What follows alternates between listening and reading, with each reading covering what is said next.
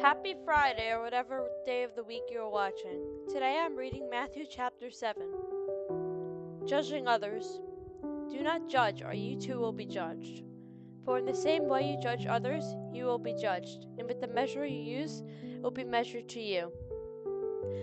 Why do you look at the speck of sawdust in your brother's eye, and pay no attention to the plank in your own eye? How can you say to your brother, "Let me take the speck out of your eye," when all the time there is a plank in your own eye? You hypocrite!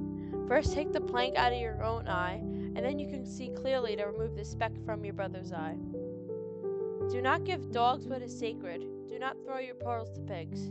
If you do, they may trample under their feet, and turn and tear you to pieces. Ask, seek, knock. Ask, and it will be given to you. Seek, and you will find. Knock, and the door will be opened to you. For everyone who asks receives. The one who seeks finds, and the one who knocks, the doors will be open. Which of you, if your son asks for bread, will give him a stone? Or if he asks for fish, will give him a snake? If you then, though you are evil, know how to give good gifts to your children, how much more will your Father in heaven give gifts to those who ask him? So in everything, do to others as you would have them to you, for this sums up in the laws and the prophets. The narrow and wide gates. Enter through the narrow gate, for the wide is the gate, and broad is the road that leads to destruction, and many enter through it. But small is the gate, and narrow the road that leads to life, and only a few find it. True and false prophets. Watch out for false prophets. They come to you in sheep's clothing, but inwardly they are ferocious wolves. By their fruit they will recognize them. Do people pick grapes from a thorn bush, or figs from thistles? Likewise, every good tree bears good fruit, but a bad tree bears bad fruit. A good tree cannot bear bad fruit, and a bad tree cannot bear good fruit. Every tree that does not bear good fruit is cut down and thrown into the fire. Thus by the fire you will recognize them. Not everyone who says to me, "Lord, Lord," will enter the kingdom of heaven, but only the one who does the will of my Father who is in heaven. Many of you will say to me on that day, "Lord, Lord, did we not prophesy in your name, and in your name drive out demons, and in your name perform many miracles?" And that day I will plainly tell them, "I never knew you. Away from me, you evildoers." Therefore, everyone who hears these words of mine and puts them into practice is like a wise man who built his house on the rock.